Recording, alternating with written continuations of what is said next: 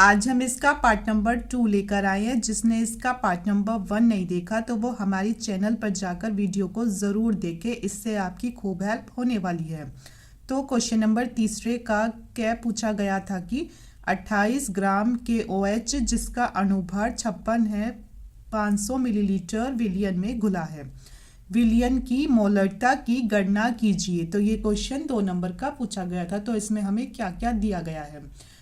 तो बच्चों इसमें दिया गया है विलय का भार, यानी KOH क्या है, KOH है इसमें विलय। तो इसमें एक तो हमें दिया गया है सबसे पहले विलय का भार यानी स्मॉल w कितना 28 ग्राम दे रखा है। दूसरा इसमें हमें विलय दे रखा है का अणुभार, अणुभार कितना है तो इसमें बता रखा है अणुभार है 56 ग्राम प्रति मोल, ठीक है। और तीसरा इसमें दे रखा है हमें इसके विलयन का आयतन, क्या दे रखा है इसमें दे रखा है विलयन का आयतन। तो V दे रखा है कितना, तो ये दे रखा है 500 मिलीलीटर में, ठीक है। तो आपको पता है कि मोलरता का सूत्र होता है, मोलरता बराबर होता है विलय का भार, विलय का भार बटे विलय का अणुभार, विलय का अणुभार और गुना विलयन का आयतन। विलयन का आयतन किस में है, तो ये आयतन है मिलीलीटर में। तो अगर इसे लीटर में चेंज, अगर ये मिलीलीटर में है तो इसे लीटर में चेंज करने के लिए 1000 से ऊपर गुना कर देंगे, चूंकि बच्चों 1 लीटर बराबर 1000 मिलीलीटर के होता है, ठीक है। तो कैपिटल M बराबर विलय का भार होता है स्मॉल w गुना 1000 कर देंगे, और अणु भार होता है स्मॉल m गुना, ये हो गया कैपिटल V, ठीक है। तो इसमें हमें क्या क्या दे रखा है, स्मॉल w दे रखा है 28 और गुना 1000 अपॉन में है 56 गुना 500। तो यह 500 एकम 500 और 500 दूनी हो गया 1000 और 28 एकम 28, 28 दूनी हो गया 56 और इस 2 से ये 2 कैंसिल हो गया। तो m का मान कितना आया, तो m का मान आया है 1 मोल प्रति लीटर। इसका आंसर या तो इसे कर लो या फिर इसका एक और आंसर लिख सकते हो 1 m, ठीक है, मतलब 1 मोलर, ठीक है। तो ये था इसका सॉल्यूशन। अब हम इसके अगले क्वेश्चन को देखते हैं। अगला क्वेश्चन पूछा गया था कि मोलेसेज से एथेनॉल बनाने की विधि तथा रासायनिक समीकरण को लिखिए। तो ये क्वेश्चन भी 2 नंबर का पूछा गया था। तो बच्चों मोलेसेज क्या होता है, तो ये एक मोटा गाढ़ा द्रव होता है जो कि गन्ने के रस या फिर चुकंदर से शक्कर को बनाते समय हमें प्राप्त होता है। और जबकि एथेनॉल क्या होता है, तो एथेनॉल शराब का मुख्य घटक होता है और इसे एथिल अल्कोहल भी कहते हैं। अब हम इनके बनाने की विधि को देख लेते हैं। तो इनके बनाने की विधि में आप एग्जाम में ऐसे लिख कर आओगे कि औद्योगिक स्तर पर मोलेसेज यानी शीरे गन्ने अथवा अंगूर जैसे फलों की शर्करा को इन्वर्टेज एंजाइम की उपस्थिति में, आपको इसमें इनके एंजाइम का नाम तो याद रखना ही होगा। मतलब इसमें हमारे 2 एंजाइम का यूज़ होता है, तो इन दोनों एंजाइम का नाम आपको याद रखना ही रखना है। तो एक तो है इन्वर्टेज एंजाइम की उपस्थिति में ग्लूकोज एवं फ्रक्टोज में परिवर्तित कर लिया जाता है। फिर इसके बाद ग्लूकोज व फ्रक्टोज का किण्वन यीस्ट में पाए जाने वाले दूसरे एंजाइम, अब दूसरा एंजाइम है जाइमेज द्वारा किया जाता है, जिससे हमें एथेनॉल प्राप्त होता है। तो अब इसकी रासायनिक समीकरण को देख लेते हैं। तो बच्चों इसकी रासायनिक समीकरण में क्या लिखोगे, तो आप लोगे पहले C12H22O11। अब इसका करा जाता है जल अपघटन, C12H22O11 का करा जाता है पहले जल अपघटन, यानी इसकी H2O से क्रिया कराई जाती है। और ये किस में होता है, ये होता है यीस्ट में। कौन सा एंजाइम होगा यूज, तो इसमें पहला एंजाइम बताया था इन्वर्टेज एंजाइम। कौन सा एंजाइम, तो ये होता है इन्वर्टेज एंजाइम। तो इससे क्या बनता है, तो इससे बनता है C6H12O6 के 2 अणु इसमें बन जाते हैं। ठीक है, अब देखो इधर कार्बन कितने हैं, 12, तो ये हो गए कार्बन पूरे 12। H मतलब हाइड्रोजन हो गए ये कितने, 24, तो ये भी हो गए 24। ऑक्सीजन हो गए ये इधर पूरे हो चुके हैं। ठीक है, तो ये हो गई हमारी इसमें बैलेंस। तो एक का नाम होता है ग्लूकोज और दूसरे का नाम होता है फ्रक्टोज। एक का नाम होता है ग्लूकोज और दूसरे का नाम होता है फ्रक्टोज। ठीक है, और फिर क्या काम करेंगे, अब अगले स्टेप में क्या करेंगे है, फिर ग्लूकोज या फ्रक्टोज में से एक को ही लेते हैं क्योंकि दोनों के अणुसूत्र कैसे हैं, तो इन दोनों के अणुसूत्र समान हैं। तो हमने इसमें से किसी एक को उठा लिया, तो ये आया C6H12O6। अब फिर से करेंगे, यीस्ट में कौन सा एंजाइम लेंगे इस बार है जाइमेस एंजाइम। कौन सा एंजाइम है, तो इस बार है जाइमेस एंजाइम। आपको इन दोनों के एंजाइम जरूर ही याद रखने हैं, तो ही एग्जामिनर आपको इसमें पूरे नंबर देंगे, वरना आपको आपका एक नंबर इसमें काट लिया जाएगा। तो इससे बनता है C2H5OH जो कि होता है हमारा एथिल अल्कोहल। क्या होता है, तो ये होता है हमारा एथिल अल्कोहल प्राप्त होता है इसमें। और एथिल अल्कोहल का दूसरा नाम क्या था, एथेनॉल। इसमें हमें एथेनॉल को ही तो करना था प्राप्त। ठीक है, और प्लस इसमें निकल जाती है कार्बन डाइऑक्साइड। ठीक है, एथेनॉल के साथ इसमें कार्बन डाइऑक्साइड निकल जाती है। तो आपको इन दोनों एंजाइमों का नाम जरूर याद रखना है। पहले आपको इसका जल अपघटन कराना है, वो भी किस एंजाइम की उपस्थिति में, तो वो कराएंगे हम इन्वर्टेज एंजाइम की उपस्थिति में, जिससे हमें एक तो मिलेगा ग्लूकोज और दूसरा मिल जाएगा इसमें फ्रक्टोज। तो इसके किसी एक को उठा लेते हैं और इस बार किस एंजाइम की उपस्थिति में हो रहा है, तो इस बार हो रहा है जाइमेस एंजाइम की उपस्थिति में, तो हमें एथिल अल्कोहल प्राप्त हो जाता है। अब हम ये देखेंगे कि जो ये हमारी अभिक्रिया है तो क्या ये संतुलित है। आप इधर देखो, इधर है हमारे कितने कार्बन, 6 कार्बन, और इधर कितने हुए, 2 ये रहा, 1 जी ये रहा, 3 कार्बन हुए। तो इधर भी हमें कितने बनाने हैं, तो इसमें भी हमें 6 कार्बन करने हैं। तो इसे कर दो दुगना, तो ये तो हो गए कितने, 4 कार्बन। अब ये 1 ही है कार्बन, तो इसे भी कर दो दुगना। तो अब ये अभिक्रिया संतुलित हो चुकी है। अब अगला क्वेश्चन पूछा गया था, क्या इसमें अगला क्वेश्चन पूछा गया था कि कार्बोनिल समूह तथा कार्बोक्सिलिक समूह की प्रकृति को समझाइए। तो ये भी 2 नंबर का प्रश्न है। तो आप इसमें कंफ्यूज नहीं होना, क्योंकि ये दोनों थोड़े सेम से हैं कि कार्बोनिल और एक है कार्बोक्सिलिक। ठीक है, तो बच्चों कार्बोनिल समूह कौन सा होता है, कार्बोनिल समूह होता है जिसमें कार्बन और डबल बॉन्ड O हो, मतलब ऑक्सीजन के साथ डबल बॉन्ड के साथ हो कार्बन। ठीक है, तो इसे कहते हैं कार्बोनिल समूह, जो कि होता है एल्डिहाइड और कीटोन में। ठीक है, और दूसरा समूह क्या दे रखा है, दूसरा दे रखा है इसमें कार्बोक्सिलिक समूह, जो कि होता है COOH, कार्बन के साथ डबल बॉन्ड O और OH। ठीक है, तो ये होता है हमारा कार्बोक्सिलिक समूह। ये तो होता है कार्बोनिल समूह में होता है कार्बन डबल बॉन्ड O, और जबकि जो कार्बोक्सिलिक समूह है इसमें होता है COOH। ठीक है, तो अब इनकी हमें प्रकृति को समझाना है। तो अब सबसे पहले हम समझाएंगे किसकी को, तो सबसे पहले हम समझा रहे हैं कार्बोनिल समूह की प्रकृति कैसी होती है। तो इसमें आप लिखोगे कि कार्बोनिल समूह में ऑक्सीजन परमाणु, जो ये ऑक्सीजन परमाणु है ये कार्बन से अधिक विद्युत ऋणात्मक होता है। मतलब कार्बोनिल समूह में जो ऑक्सीजन है तो वो कार्बन से अधिक विद्युत ऋणात्मक होता है, जिस कारण ऑक्सीजन परमाणु पाई बंध के इलेक्ट्रॉन को अपनी ओर खींच लेता है। मतलब ऑक्सीजन कार्बन से ज़्यादा कैसा होता है, तो ये इससे ज़्यादा विद्युत ऋणात्मक होता है। तो इसीलिए जो ये डबल बॉन्ड है इसमें से ये इलेक्ट्रॉन को अपनी ओर खींच लेता है, जिसके कारण कार्बन परमाणु पर तो हो जाएगा धन आवेश, क्योंकि ये इसे इलेक्ट्रॉन दे रहा है, और ऑक्सीजन पर हो जाता है ऋण आवेश। ठीक है, तो मतलब कार्बन पर होता है इसमें प्लस का चार्ज और ऑक्सीजन पर होता है इसमें माइनस का चार्ज। तो ये कैसी प्रकृति दिखाते हैं, तो ये ध्रुवीय प्रकृति के होते हैं। किसके होते हैं, तो ये ध्रुवीय प्रकृति के होते हैं। अब हम देखेंगे किसे, अब हम देखेंगे कार्बोक्सिलिक समूह को।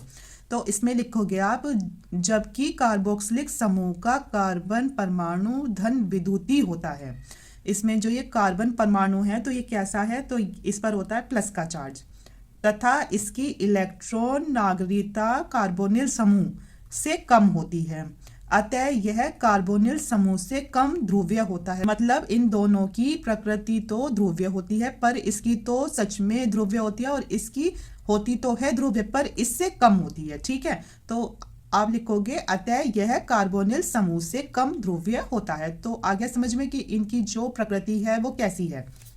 अगला क्वेश्चन पूछा गया था कि ग्लूकोज के दो रासायनिक गुणों का रासायनिक समीकरण लिखिए। तो ये क्वेश्चन 2 नंबर का पूछा गया था। तो आपको पता होना चाहिए कि ग्लूकोज का सूत्र क्या होता है। तो इसका सूत्र होता है C6H12O6। अब हम इसके दो रासायनिक गुणों को लिखेंगे। तो सबसे पहला लिख रहे हैं हम HCN का योग। किसका? HCN का योग। तो आपको सबसे पहला काम करना है कि इसमें आपको ग्लूकोज का सूत्र लिखना है। तो ग्लूकोज का सूत्र अगर खुला करके लिखते हैं तो वो ऐसे होता है, सबसे ऊपर आता है इसमें CHO और फिर दूसरे नंबर पे एक और H आ जाता है यानी CHOOH और ये कितने? 4। ठीक है, अब इसका तीसरा होता है, इसमें भी एक और हाइड्रोजन जुड़ जाता है तो बस H के साथ 2 हो जाएगा OH। तो ये किसका सूत्र है? तो ये बच्चों ग्लूकोज का सूत्र है। तो इसके आगे आप लिखोगे ये किसका सूत्र है, तो ये है ग्लूकोज का सूत्र। अब इसका योग किसके साथ करना था? HCN के साथ इसका योग करना था। तो अब देखो, तो जब इसका HCN के साथ योग करते हैं तो O जो है तो ये H को अपने साथ खींच लेता है। तो जो CH है ये तो ऐसे ही रहा, OH को अपने पास खींच लेता है तो हो जाएगा OH और ये बचा CN तो ये इसके पैरों में आ जाएगा। ठीक है, और बाकी ऐसा ही ये सूत्र आ जाएगा CHOH की 4 वाइज और ये CH2OH। तो इसमें क्या बन जाएगा? तो इसमें बनता है ग्लूकोज साइनोहाइड्रिन। क्या बनेगा? तो ये बनेगा ग्लूकोज साइनोहाइड्रिन, ग्लूकोज साइनोहाइड्रिन। ठीक है, तो सबसे पहला करा है HCN का योग। मतलब जब भी ग्लूकोज की HCN से क्रिया कराएंगे तो जो ये O है ये H को अपनी तरफ खींच लेगा तो OH अलग हो जाएगा और जो ये CN है तो ये इसके नीचे आ जाएगा और जो ये नीचे का सूत्र है ये ऐसा का ऐसा ही रहेगा। तो इसका नाम होगा ग्लूकोज साइनोहाइड्रिन। अब अगला इसका रासायनिक गुण क्या था? अगला इसका रासायनिक गुण था कि ग्लूकोज से ग्लूकोनिक अम्ल कैसे प्राप्त करेंगे। तो सबसे पहले आपको लिखना है ग्लूकोज का सूत्र जो कि होता है CHO और फिर CHOOH की 4 वाइज और फिर नीचे आएगा CH2OH। ठीक है, तो ये किसका सूत्र है? तो ये होता है ग्लूकोज का सूत्र। ठीक है, अब इसकी किसके साथ कराते हैं? इसकी कराई जाती है ब्रोमीन जल के उपस्थिति में क्रिया। किसकी उपस्थिति में क्रिया कराई जाती है? तो इसकी कराई जाती है ब्रोमीन जल की उपस्थिति में। और जब यहाँ ब्रोमीन जल की उपस्थिति में क्रिया कराएंगे तो क्या होगा? बस इसमें O और जुड़ जाएगा है। ठीक है, याद रखना। तो जो ये CHO है इसकी जगह आ जाएगा COOH। मतलब CHO तो ऐसी रहा, सिर्फ एक O और आ गया तो ये हो गया COOH। मतलब अब ये अम्ल में चेंज हो गया। मतलब अम्ल क्या होता है? अम्ल होता है COOH। ठीक है, तो ये इसीलिए ही रासायनिक गुण लिया गया क्योंकि ये आसान है। ठीक है, तो जब भी अम्ल को ये बनाना हो तो ऊपर कर दो COOH और ये नीचे का ऐसा ही रहेगा CHOH की 4 वाइज और नीचे आ जाएगा CH2OH। तो ये होता है ग्लूकोनिक अम्ल। तो बस इतना याद रखना कि जब भी इसमें ग्लूकोनिक अम्ल को बनाना हो तो ऊपर आ जाएगा COOH। और किसकी उपस्थिति में कराई जाती है? तो ये कराई जाती है ब्रोमीन जल की उपस्थिति में क्रिया। ठीक है, अब अगले क्वेश्चन को देख लेते हैं। तो इसका क्वेश्चन नंबर 4 स्टार्ट होता है। तो इसका क्या पूछा गया था कि किसी ताप पर शुद्ध बेंजीन का वाष्प दाब 0.850 बार है तो 0.5 ग्राम अवाष्पशील विद्युत अनपघट्य ठोस को 39 ग्राम बेंजीन जिसका मोलर द्रव्यमान दे रखा है 78 ग्राम प्रति मोल में घोला गया है। तो प्राप्त विलयन का वाष्प दाब होगा 0.845 बार है। तो ठोस के मोलर द्रव्यमान की गणना करनी है। तो ये क्वेश्चन 3 नंबर का पूछा गया था। तो बच्चों आप सबसे पहले समझो कि विलयन क्या होता है, इसमें क्या क्या चीज होती है विलयन में। तो विलयन में एक तो होता है बच्चों विलय और दूसरा होता है विलायक। मतलब विलायक क्या होता है कि जिसमें घोलते हैं ठीक है, घोलते हैं। और विलय क्या होता है? जिसे घोलते हैं, जिसे घोलते हैं। ठीक है, आ गया इतना समझ में? ठीक है, इतना आया। तो अब क्या है इसका मतलब? तो जो मतलब जिसे घोलते हैं तो वो क्या होता है? तो वो होता है बच्चों ठोस। ठोस जैसे चीनी हुई, नमक हुआ, ये सब चीज। तो जब ये ठोस है तो फिर ये कम मात्रा में ही होगा। कम मात्रा में का मतलब है कि ये क्या होगा? कम होगा। तो जब इसके लेटर को दिखाएंगे तो वो भी छोटे लेटर होंगे, कम होंगे। ठीक है, ये बात आपको याद रखनी है। अब अगला क्या है? विलायक है। तो ये क्या होता है? तो ये होता है तरल, जैसे कि पानी हुआ। ठीक है, तो इसमें क्या है? तो ये कैसा होता है? तो ये होता है बच्चों ज़्यादा मात्रा में। तो इसमें याद रखना, ये जब ज़्यादा मात्रा में होगा तो इसमें कैपिटल यूज़ करेंगे, और जब ये कम मात्रा में है तो इसमें स्मॉल लेटर यूज़ करेंगे। तो अगर कहीं भी बात हो रही है ठोस की तो समझ जाना कि वो क्या है? तो वो होता है बच्चों है विलय। ठीक है, तो अब इसमें आपको क्या क्या दे रखा है? सबसे पहले आपको दे रखा है इसमें शुद्ध बेंजीन का वाष्प दाब, जो कि है 0.850 बार।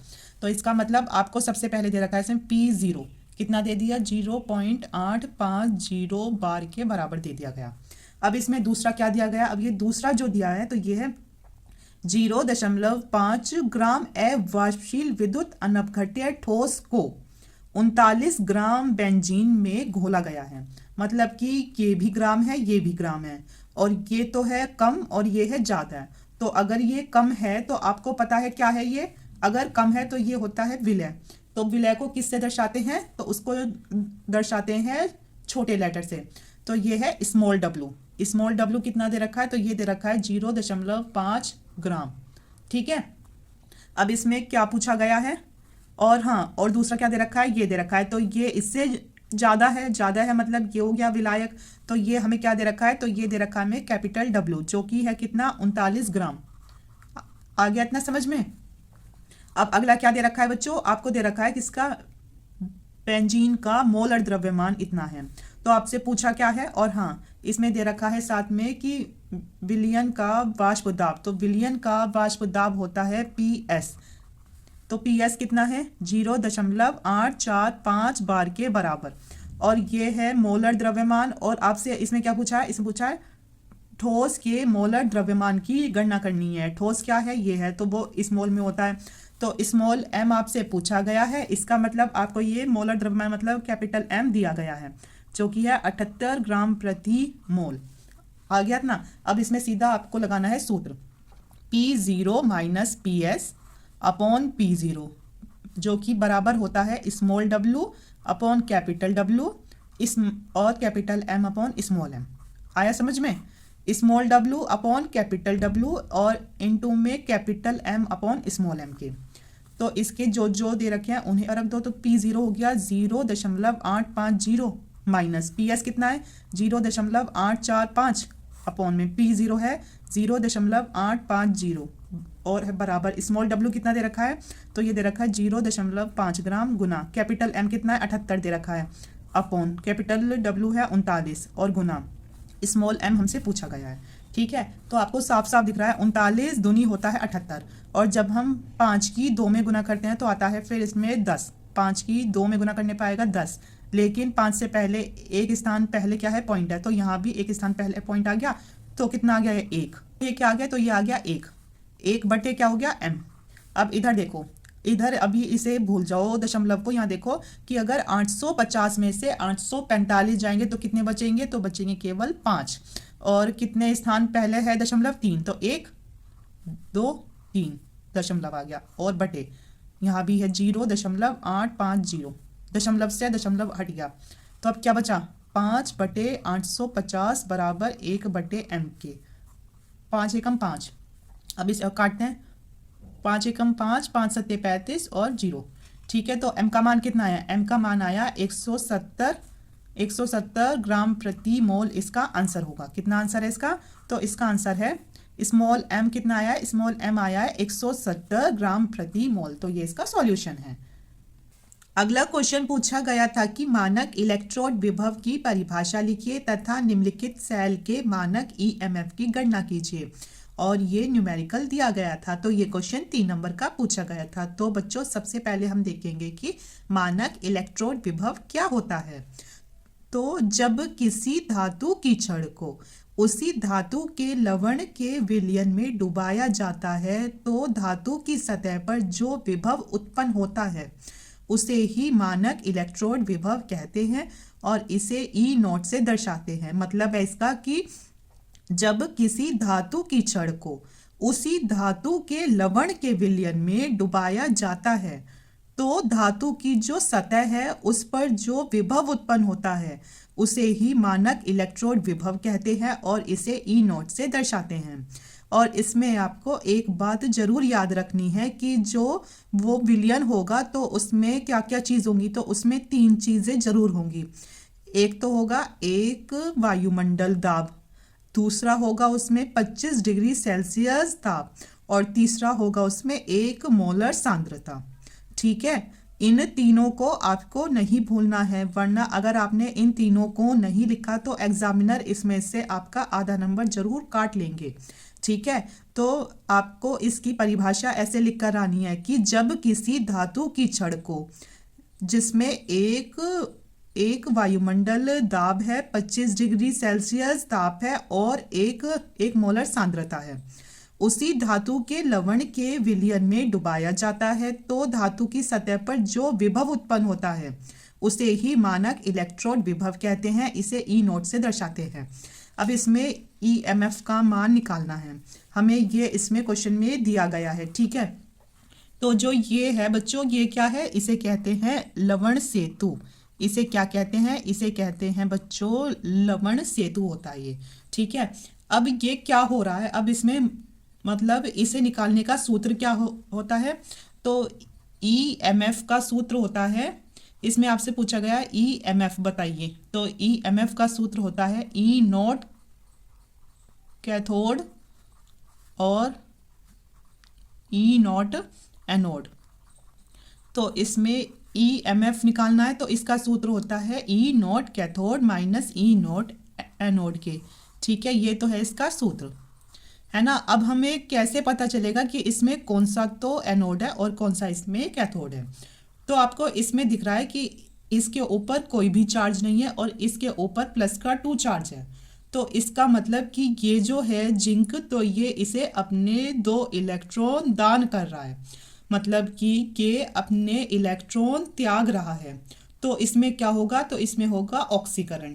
और ऑक्सीकरण किस में होता है, ऑक्सीकरण होता है एनोड पर। ठीक है, मतलब कि जो दान करे तो उसमें होगा क्या होगा, इसने अपने 2 इलेक्ट्रॉन इसको दान कर दिए तो इसमें हो जाएगा ऑक्सीकरण। क्या होगा इसमें बच्चों, तो इसमें होगा ऑक्सीकरण। और जब इसमें, और ऑक्सीकरण किस पर होता है, ऑक्सीकरण होता है बच्चों एनोड पर। किस पर, एनोड पर ऑक्सीकरण होता है। अब हम इसमें देखते हैं, अब इसमें क्या हो रहा है कि इसमें जो ये है, मतलब इस पर तो +2 है और इस पर कुछ भी नहीं है। इसका मतलब इसने अपने 2 इलेक्ट्रॉन इसको दान कर दिए। इसका मतलब इसने क्या करा, हम सिर्फ इस पहले वाले को ही देखते हैं। इसमें इसने कर दिए थे दान और इसमें इसने उल्टा इससे 2 इलेक्ट्रॉन ले लिए हैं। तो इसने, तो मतलब कि जो भी इलेक्ट्रॉन ग्रहण करता है उसका अपचयन होता है। ठीक है, तो ये तो क्या कर रहा था, दान कर रहा था, और ये क्या कर रहा है, ये कर रहा है ग्रहण। ठीक है, Cu2+। तो जो भी इलेक्ट्रॉन ग्रहण करता है उसका अपचयन होता है, तो इसका हो जाएगा अपचयन। और अपचयन किस पर होता है बच्चों, अपचयन होता है कैथोड पर। अपचयन किस पर होता है, अपचयन होता है कैथोड पर। तो जब कैथोड पर अपचयन होता है तो इससे हमें पता चल गया कि जो ये है जिंक, तो ये तो है एनोड और जो ये कॉपर है ये है कैथोड। और क्वेश्चन में हमें क्या दिया गया है, क्वेश्चन में हमें ये दोनों मान दिए गए हैं। तो कैथोड ई नॉट कैथोड का मान कितना दिया गया है, कैथोड क्या है, कैथोड है जिंक। कैथोड है Cu वाला, तो Cu का मान कितना दिया गया है, ई नॉट का तो ये दे रखा है 0.34 वोल्ट, 0.34। और एनोड का मतलब जिंक वाला, तो इसमें ये रहा ई नॉट जिंक वाला, तो इसका मान कितना है, इसका मान है 0.76। तो आ जाएगा यहाँ -0.76 है ना, इसमें ये दे रखा था, ये इसमें किस में दे रखा है, तो ये क्वेश्चन में ही माइनस में दे रखा है, ठीक है, गलती से वो लिखा नहीं गया, ठीक है। तो अब ईएमएफ कितना होगा। अब आपको पता है कि माइनस और माइनस होता है प्लस, तो इन्हें आपस में जोड़ देंगे तो ये हो जाएगा 0.34 प्लस 0.76 ईएमएफ। तो बच्चों ईएमएफ का मान कितना आएगा, तो ईएमएफ का मान आ जाएगा 6 4 10, एक कैरी, 7 3 10 और एक कैरी, तो आ गया ये 110, मतलब और दशमलव कितने इस स्थान से पहले 2, तो 1 और 2, तो ईएमएफ का मान आया है 1.1 वोल्ट, इसका आंसर होगा। तो इसका आंसर कितना है, तो बच्चों ईएमएफ का मान है 1.1 वोल्ट, तो ये इसका आंसर है। अब अगला क्वेश्चन पूछा गया था कि अभिक्रिया की कोटि को परिभाषित कीजिए, और एक अभिक्रिया दे दी गई थी, तो इसकी अभिक्रिया की कोटि को आप कैसे ज्ञात करोगे। तो ये क्वेश्चन भी 3 नंबर का पूछा गया था। तो बच्चों अभिक्रिया की कोटि की परिभाषा क्या होती है कि किसी रासायनिक अभिक्रिया, मतलब कि कोई भी रासायनिक अभिक्रिया हो तो उसके अभिकारकों की सांद्रता की घातों के योग को अभिक्रिया की कोटि कहते हैं। क्या है कि किसी रासायनिक अभिक्रिया के अभिकारकों की सांद्रता की घातों के योग को अभिक्रिया की कोटि कहते हैं। एग्जाम्पल है, आपको अभी ये समझ में आई नहीं होगी पर एग्जाम्पल के थ्रू आपको ये आसानी से समझ में आ जाएगी। इसमें एग्जाम्पल लिया हमने XA प्लस YB, तो इससे बना है C प्लस D। तो बच्चों जो ये है XA प्लस YB मतलब एरो के उल्टे हाथ पे, तो ये होता है बच्चों अभिकारक, आपको पता होना चाहिए ये होता है अभिकारक। और जो इससे ये बना है जो सीधे हाथ पे है, तो ये होता है उत्पाद। क्या होता है ये, तो ये होता है उत्पाद। तो इसमें क्या होता है कि अगर हम इस अभिक्रिया की वेग निकाले या इसकी दर निकाले तो वो क्या होगी। तो बच्चों देखो अगर A सिंपल है तो A ही होगा, तो ये अभिकारक होगा। पर अगर इस पर लग गया कोष्ठक, मतलब अगर इस पर आ गया है ब्रैकेट, तो इसका मतलब ये क्या हो गया, तो ये हो गया इसकी सांद्रता। क्या हो गया, ये इसकी सांद्रता। ऐसे ही इसमें होगा B में, B अभी तो है सिंपल, और अगर इस पर लग गया कोष्ठक तो ये हो जाएगा इसकी सांद्रता। समझ में आ रहा है इतना, ठीक है। तो ये तो सिर्फ आपको समझाने के लिए है। तो अब देखो, अब इस अभिक्रिया की निकालनी है वेग या दर, ठीक है। तो इसमें पहले आता है K और फिर लेंगे अभिकारक A की लगा देंगे सांद्रता, और जो इसके आगे है तो वो इसके ऊपर आ जाएगा, तो इसकी हो गई ये घात x। ऐसे ही अब हमने लिया B, फिर इसकी कर देंगे हम सांद्रता, और जो इसके आगे है तो वो इसके ऊपर आ जाएगा, तो ये हो जाएगी B की घात y, ठीक है। तो इसमें यही तो बोला गया था। और अगर इसी अभिक्रिया की हम कोटि निकाले तो कोटि होती है कि जो ये दोनों घातें हैं इनका जोड़। आई समझ में बात की, जो कोटि क्या होती है, कोटि होती है कि जो भी सांद्रता है उसकी जो दोनों घातें हैं उनका जोड़। तो अभिक्रिया की कोटि क्या थी, तो अभिक्रिया की कोटि होती है किसी रासायनिक अभिक्रिया के अभिकारकों की सांद्रता। अभिकारक हुआ A और ये B, और इनकी सांद्रता का मतलब इन पर लग गया कोष्ठक, तो इनकी सांद्रता की घातों के योग, जो घात आई है x और y, इनके योग को, ये इनका योग को अभिक्रिया की कोटि कहते हैं। आ गया समझ में, अब आपको अच्छे से समझ में आ गया होगा कि अभिक्रिया की कोटि क्या होती है। तो किसी रासायनिक अभिक्रिया के अभिकारकों की सांद्रता की घातों के योग को अभिक्रिया की कोटि कहते हैं। अब इसमें हमें कौन सी अभिक्रिया दी गई है, इसमें हमें ये वाली अभिक्रिया दी गई है, और हमसे इसमें अभिक्रिया की कोटि पूछी गई है। तो इस अभिक्रिया की कोटि क्या होगी, तो सबसे पहले हम निकालेंगे इसका वेग या फिर दर, जो क्या होता है K। पहले लिखते हैं K, तो K क्या होता है, K होता है इनका नियतांक। कौन सा नियतांक, या तो कह लो इसका वेग नियतांक या फिर इसका दर नियतांक, ठीक है। अब सबसे पहले लेंगे इनके अभिकारक, अभिकारक लिया A और अभिकारक लिया B। अब कर देंगे इनकी सांद्रता, मतलब इन पर लगा देंगे कोष्ठक, और जो इनके आगे है तो वो इनके ऊपर चली जाएगी, तो ये इनकी क्या बन जाएगी, तो ये इनकी बन जाएगी घात। और जब इसकी कोटि निकालनी है, एन और एम क्रमशः ए और बी की आंशिक कोटियां हैं। ठीक है, एन और एम इनकी क्या है, इनकी कोटियां हैं, और जहां के है दर नियतांक। ठीक है, और इसमें क्वेश्चन में कोटि ही पूछी थी, तो इसकी कोटि होगी एन प्लस एम। तो ये है इसका आंसर। ठीक है, अब हम इसके अगले क्वेश्चन को देखते हैं। अगला क्वेश्चन पूछा गया था क्या होता है जब, तो ये 3 नंबर का पूछा गया था क्योंकि इसमें 3 अभिक्रियाएं पूछी गई थी। ठीक है, तो ये आपके बोर्ड एग्जाम के लिए मोस्ट इंपॉर्टेंट है, क्योंकि आपको पता है केमिस्ट्री में क्या होता है जब, और जो ये नाम वाली अभिक्रियाएं हैं तो ये आती जरूर है। तो इसमें सबसे पहले पूछा गया था कि क्रोमाइट अयस्क वायु की उपस्थिति में पोटेशियम कार्बोनेट से क्रिया करता है तो क्या होगा। अब ये बताइए। तो सबसे पहले आपको पता होना चाहिए कि क्रोमाइट अयस्क क्या होता है। तो इसका सूत्र होता है FeCr2O4। क्या होता है, तो इसका सूत्र होता है FeCr2O4। किसका सूत्र है ये, तो ये सूत्र है बच्चों क्रोमाइट अयस्क का। किसका, क्रोमाइट अयस्क का सूत्र है। इसकी किसके साथ करानी है, तो इसकी करानी है वायु की उपस्थिति में, यानी ऑक्सीजन के साथ क्रिया। मतलब ऑक्सीजन के साथ किसमें, पोटेशियम कार्बोनेट से क्रिया करता है। पोटेशियम कार्बोनेट होता है K2CO3। क्या होता है, तो ये होता है पोटेशियम कार्बोनेट। क्या हुआ बच्चों ये, तो इसे कहते हैं पोटेशियम कार्बोनेट। अब इन तीनों की अभिक्रिया कराते हैं तो क्या मिलता है, तो इसमें मिलता है एक तो K2CrO4। K2CrO4 इसका नाम होता है पोटेशियम क्रोमेट। अब आप सोचोगे कि ये मैडम सबके नाम क्यों लिख रही हैं, तो इसमें इनके नाम लिखने आपके लिए भी ज़रूरी हैं, क्योंकि आपको एग्जामिनर जब ही नंबर देंगे अगर आप इन अभिक्रियाओं के नीचे इनके नाम ज़रूर लिखोगे तो। ठीक है, एक तो मिलता है इसमें क्या, पोटेशियम क्रोमेट Fe2O3 और जिसे कहते हैं फेरिक ऑक्साइड। क्या है ये, तो ये होता है फेरिक ऑक्साइड, और तीसरा इसमें निकलती है कार्बन डाइऑक्साइड। ठीक है, अब ये तो हो गया। अब इस समीकरण मतलब अब इस अभिक्रिया को संतुलित भी करना है।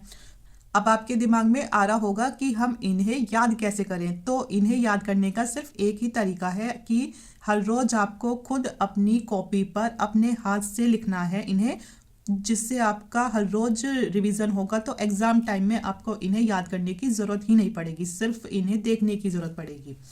तो इसे अब हमें संतुलित करना है। तो इसे संतुलित कैसे करेंगे, इधर तो Fe कितने हैं, 2 हैं, इधर एक Fe है।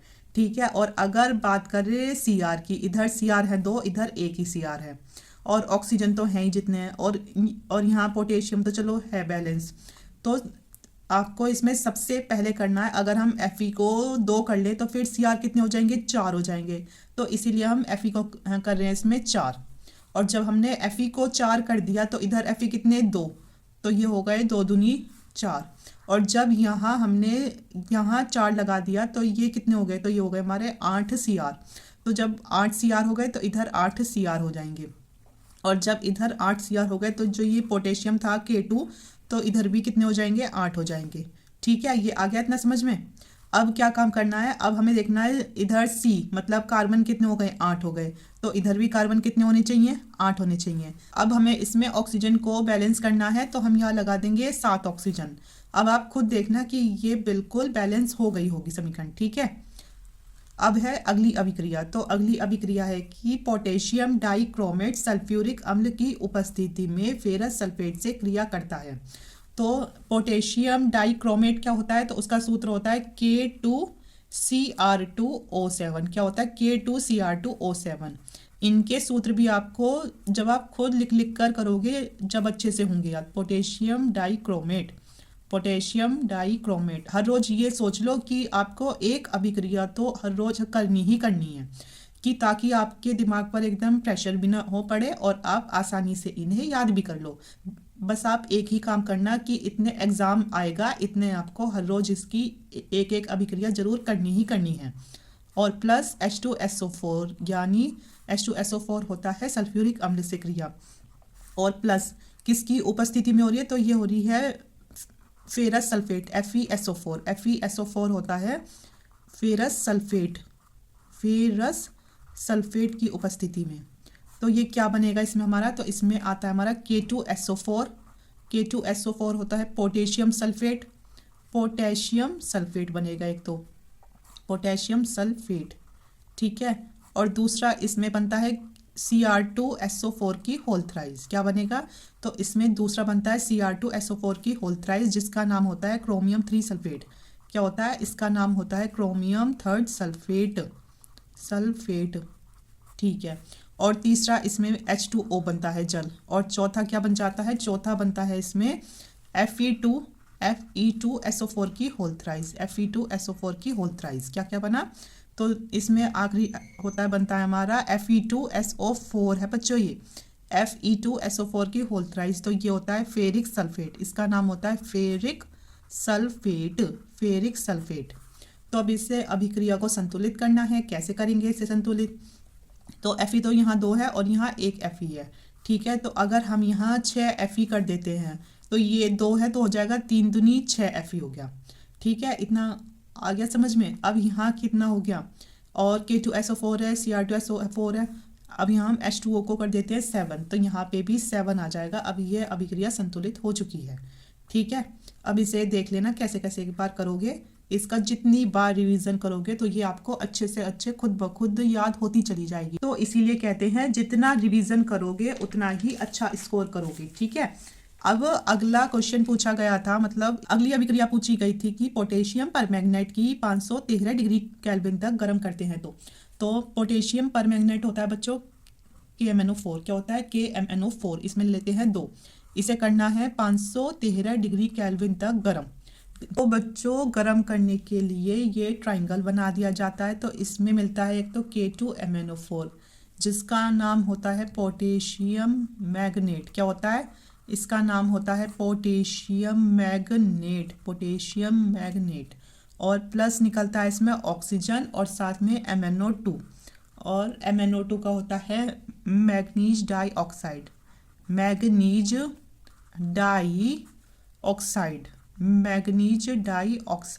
ठीक है। तो आज की वीडियो में इतना ही। आज की वीडियो में हमने इसका क्वेश्चन नंबर 3 और क्वेश्चन नंबर 4 किया है। और ऐसे ही और हेल्पफुल वीडियो के लिए आप हमारे चैनल को सब्सक्राइब कीजिए और अपने दोस्तों के साथ ज़्यादा से ज़्यादा लोगों में शेयर कीजिए। Thank you.